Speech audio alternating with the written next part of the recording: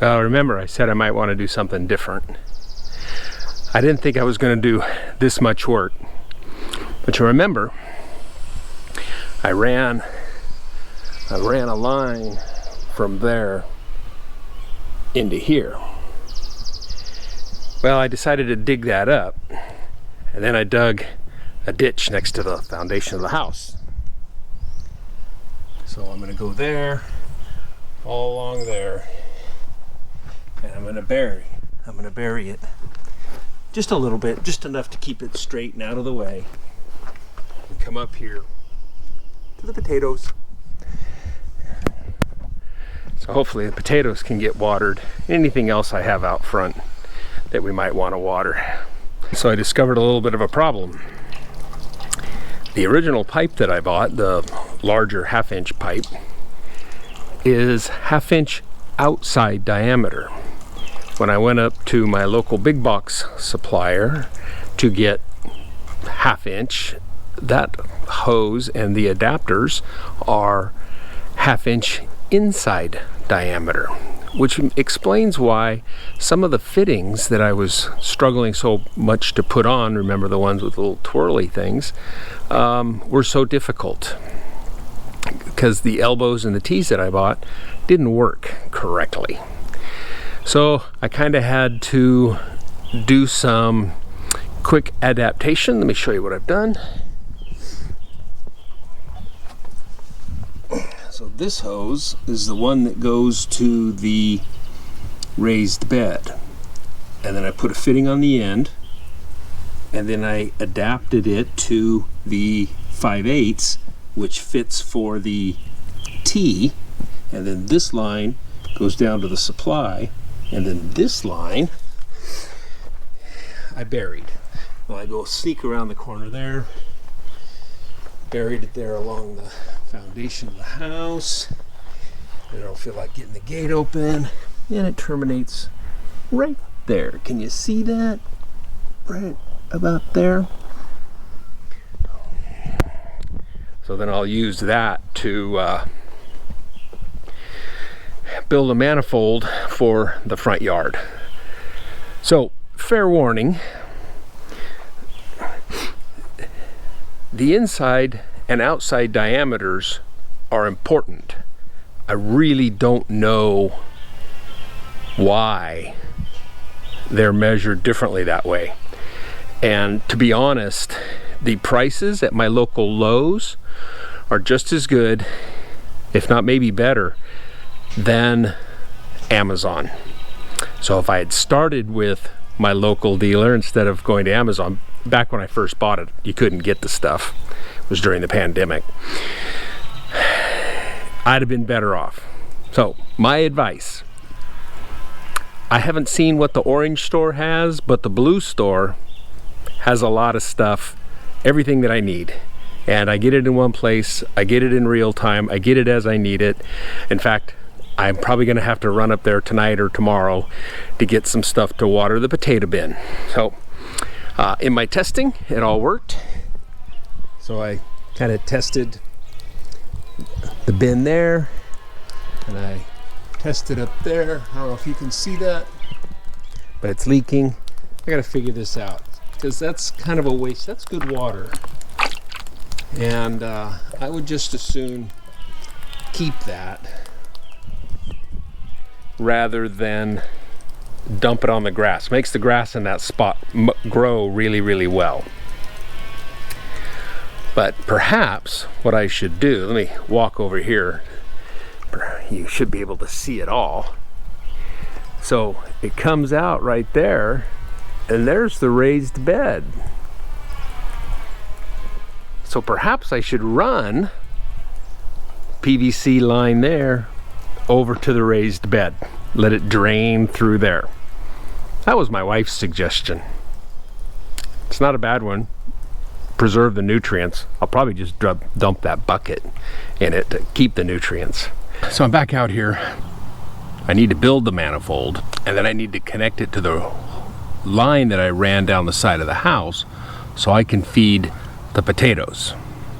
Now, if you're following the potato update, this is a spoiler alert, because you're going to see where the potatoes are at. But I have a short piece of the 1/2 inch inside diameter, yes, that's important, line, and I am going to make an adapter. Remember these? Remember how you've got to put this on first? Put that on. Crank that down. So now I have one end, and then I'll take this end, do exactly the same thing with it.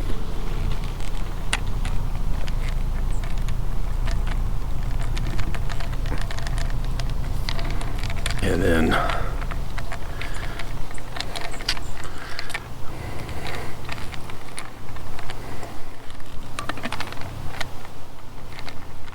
tighten that up, and now I have a small extension so I can put my pieces in here, and I'll connect that onto the other line. So I'm going to do something a little different. I really only need 1 1/4 inch line to come off of this, but I'm going to put a T in it just in case, because nearby this I also have a rose bush and a peony. I don't think the peony needs any watering. It's doing pretty well. I don't know, maybe it does. It's kind of hard to tell. What do you think? Does it need watering? But I think the rose bush does. But I'm going to put this on it, and then I'm going to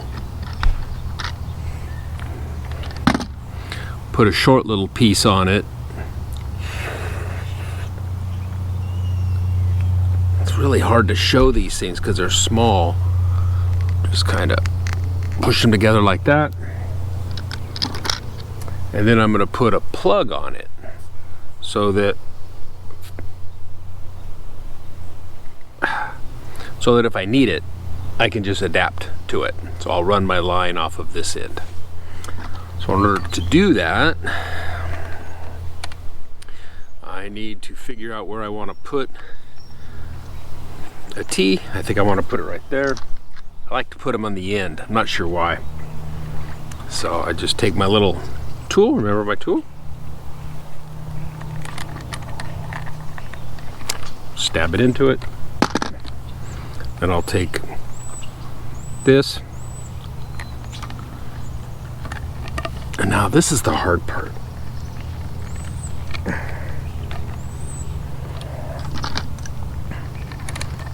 I think when I had it upstairs, I was using a pair of pliers to stab it in with. But it really hurts the fingers. There. So now, this is all the manifold I have right now, is this T that I'll hook over to the potato plants. If you wonder what I'm messing with, I'm messing with my little kit. And I'm going to do something a little different on this. I'm going to run this line over to these little sprinklers. These are similar to the sprinklers that I have in the buckets, except instead of being individual sprays, it's just kind of a fan. And I think that will work a little better as I need to go up as we fill the potato bin full of dirt. So that's why I'm going to give it a shot. I might end up changing it. We'll see how it works when I test it. So here's the end of that pipe coming out. It's got a cap on it. I'll take the cap off. I'll put my manifold adapter on it.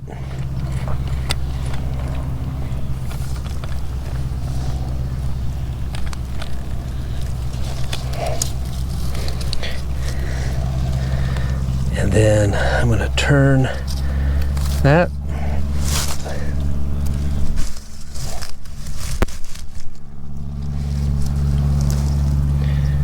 Alright, so then this is the line that I'm going to run over to the potato bin. And I will stab it on there.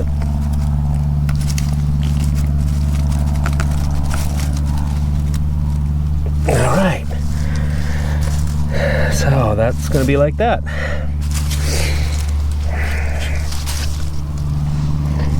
Now I need to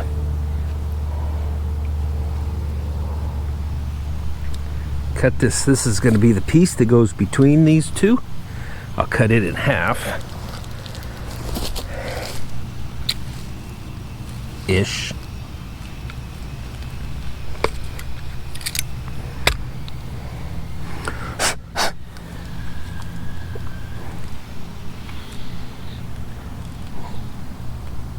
Put that together. Put this together.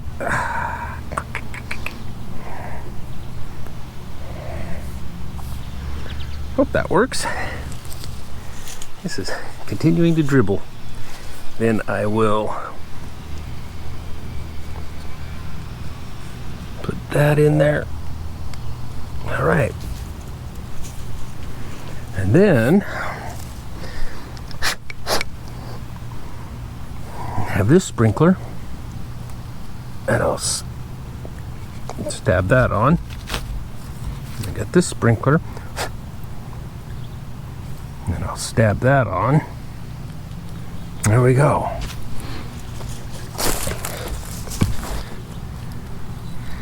And I think I will put that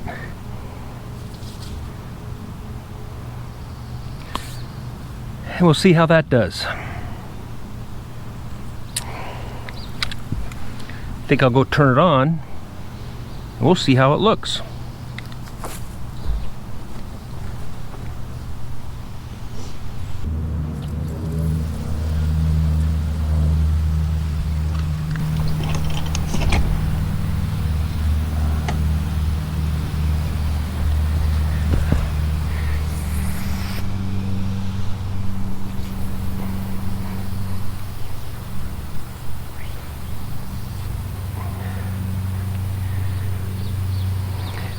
What do you think?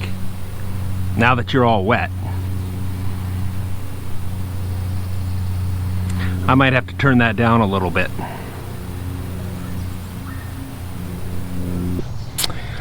So as you saw, that was way too much water.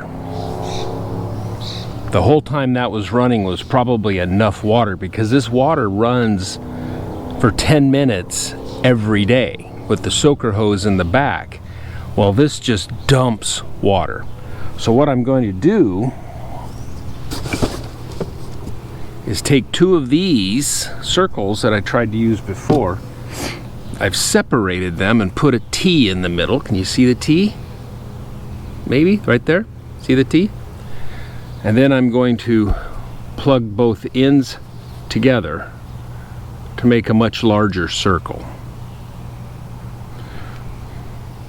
So now, with this larger circle, I can put that around the whole thing, and I think it'll be a lot better balanced. I don't know. We're going to test that right now. Well, I'm going to put it in, and then we'll test it. Remember how big a pain these things are to get apart.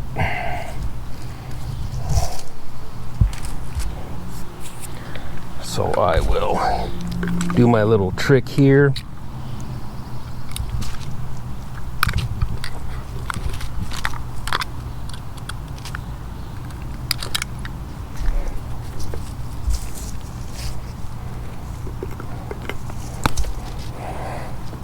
Then trim the end.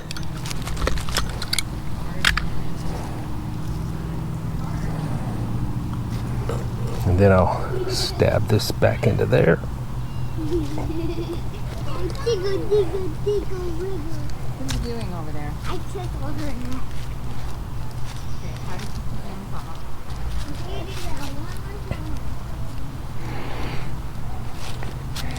Then I'll find some way for that to lay down. And it'll lay down eventually, once it warms up a little bit in the sun. And we'll see how this does.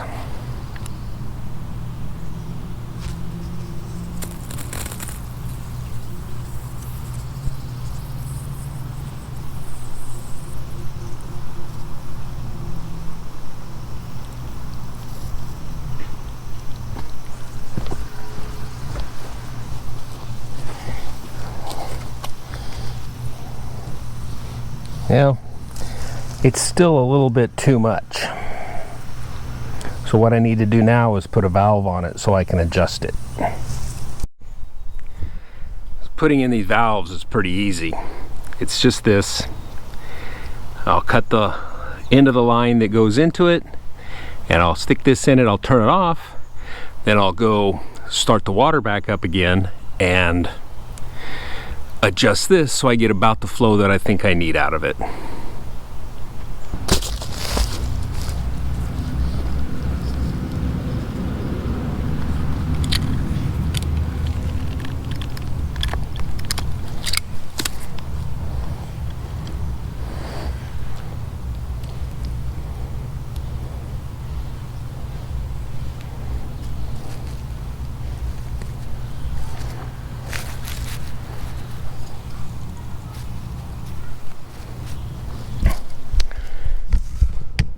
Okay, so the valve's in. You can kind of see, because the arrow is over to that side, maybe you can't, that it is off, and I'm gonna go turn it back on and we'll see what it does. Well, it shouldn't do anything, but I'll show you what I'm doing to turn them on. I gotta manually start them and balance them with what's going on in the raised bed, because that's the other side of it.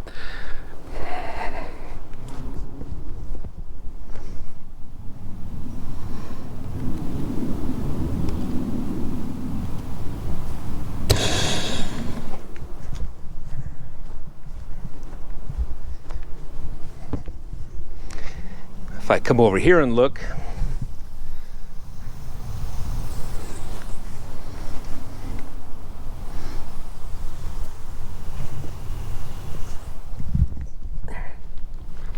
I get a sense of how it's working. So then when I come up here, ooh, the sunlight's got you. When I come up to this one, which is not currently doing anything,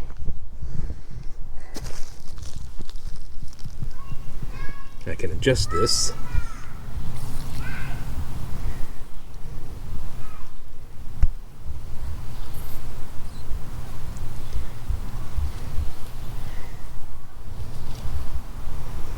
See if I get what I want.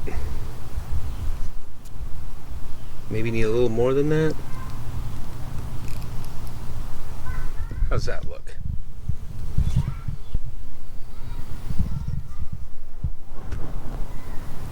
I think that's going to work. We'll try that out for a while and see how it goes. So let's talk a little bit about what has gone on with this drip irrigation and all the fiddling that I did.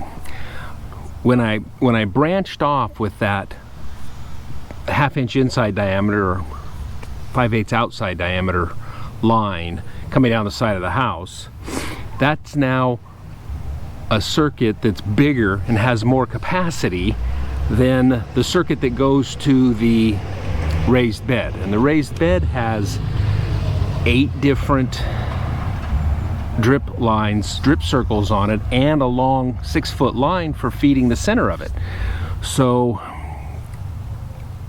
the demand on the 2 sides of this thing are different, and this one gets a lot. As you saw when I turned on the sprayer, that wasn't appropriate. And then when I replaced it with that short, relatively short, 2 circles worth of drip line, it was still pushing way too much water because there's just so much more available right here. So I put that valve in so that I could turn it down a little bit, and it looks pretty good. It looks like it's pretty balanced. We'll see how it goes over the next couple of days. But imagine doing all of this with PVC pipe that you glue together, has a ton of water, that you don't really know. You can either do a ton of calculations to figure out how many gallons per minute and putting all of the right little pieces and parts in it, or you can just have all those little parts and pieces, like that little container that I've got. Worked great, right? Okay, that didn't work. Let me pull out one of the valves. Did that work? Oh yeah, that worked. Let's adjust here, adjust there, do this there, and the other place. So it's really flexible. It seems fiddly. It kind of seems like it might be hard because of all of the experimentation, but you don't have to think a lot. You have these inexpensive parts and pieces and you just try it. Did it work? Nope, that didn't quite work what I want. Doing what I want. Let's try something different, or let's try the other thing. I could have put a valve in those 2 bubblers, but then I don't think they would have spread far enough. So I decided not to do that. I'm still really happy with how this is working. I am struggling with that timer. It's not working right. This morning it said it was on. The little lights that show it came on, the little faucet, didn't work. It wasn't pumping water, but it said it was on. So something's wrong with that unit. I'm gonna get a hold of the manufacturer next week and say, hey, you know, what's going on here? What could be the problem?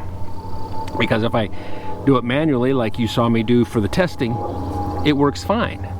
But the timer itself doesn't work reliably, and I need it to work real reliably. So anyhow, I think mostly done fiddling around with the drip irrigation. We'll see how things mature and how it goes from there, but hey, it's fun. It's easy to figure out. It works automatically most of the time, and it's pretty exciting. So thanks for watching.